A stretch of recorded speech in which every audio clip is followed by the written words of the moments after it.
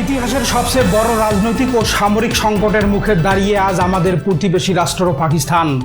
একদিকে চরম অর্থনৈতিক দেউলিয়াপনা আর ঋণের বোঝা, অন্যদিকে সোশ্যাল মিডিয়া থেকে শুরু করে আন্তর্জাতিক কূটনৈতিক পাড়ায় দাবানলের মতো ছড়িয়ে পড়েছে এক বিশ্ব তোলপাড় করা ব্রেকিং খবর।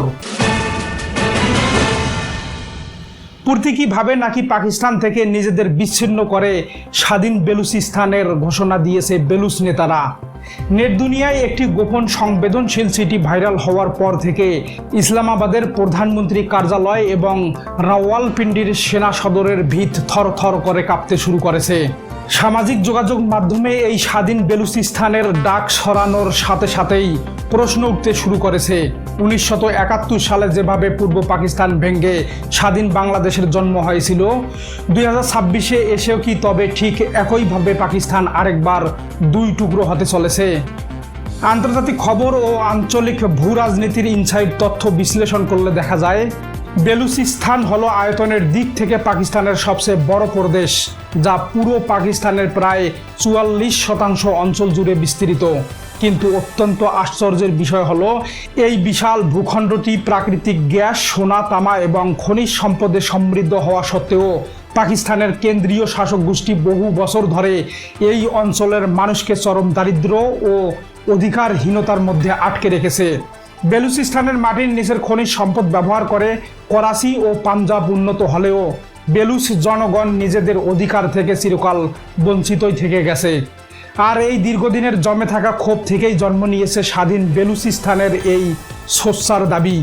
গত কয়েকদিন ধরে সোশ্যাল মিডিয়ায় বেলুচ স্বাধীনতাকামী সংগঠনগুলোর পক্ষ থেকে যে সিডিটি ব্যাপকভাবে সার্কুলেট হচ্ছে, সেখানে দাবি করা হয়েছে যে পাকিস্তান সেনাবাহিনীর অত্যাচার এবং অপারেশন আল আজম এর নামে সাধারণ মানুষের উপর ড্রোনের বোমা বর্ষণের পর তারা আর ইসলামাবাদের শাসনকে বৈধ বলে মনে করে না।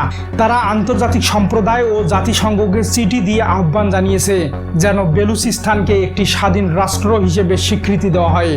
খবরটি ছড়িয়ে পড়া মাত্রই পাকিস্তান সেনা সদর ও শাহবাজ শরীফ প্রশাসন এতটাই আতঙ্কিত হয়ে পড়ে যে তারা বেলুচিস্তানের অনেক অঞ্চলে ইন্টারনেট পরিষেবা বন্ধ করে দেয় এবং পুরো এলাকাকে তথ্য বিচ্ছিন্ন করে ফেলার চেষ্টা করে। কিন্তু ডিজিটাল যুগে এই গোপন খবর চেপে রাখা ইসলামাবাদের পক্ষে আর সম্ভব হয়নি।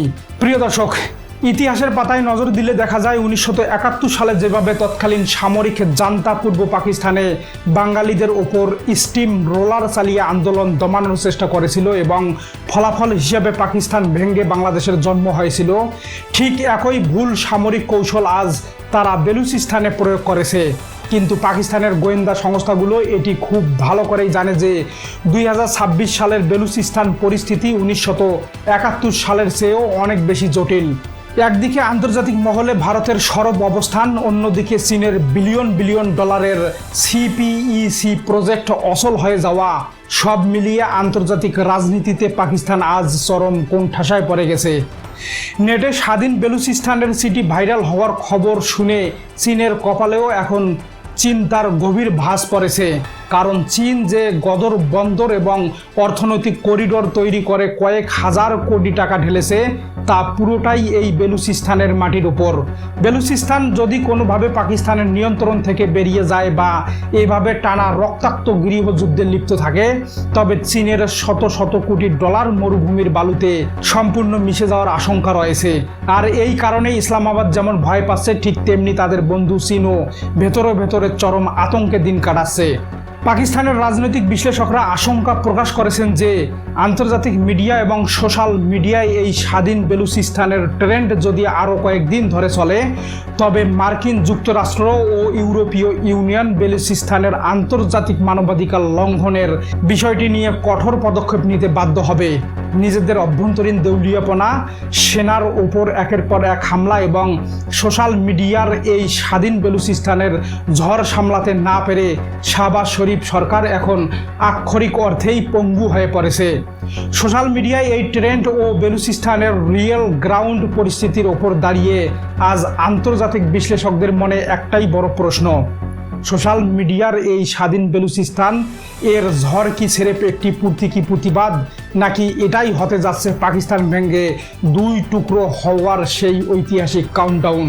প্রিয় দর্শক, আজকের এই বিশেষ ইনসাইড অ্যানালাইসিস শেষে আপনাদের উদ্দেশ্যে আমাদের সবচেয়ে বড় প্রশ্ন হলো, ইতিহাসের শিক্ষা না নিয়ে সেনা পাঠিয়ে বোমাবর্ষণ করার যে নীতি পাকিস্তান গ্রহণ করেছে, এর ফলে পাকিস্তান কি 1971 সালের মতো আবারও ভাঙ্গনের মুখে পড়তে বাধ্য হচ্ছে, নাকি নিজেদের অভ্যন্তরীণ ভুল শুধরে তারা কোনো নতুন রাজনৈতিক সমাধানের দিকে হাঁটবে?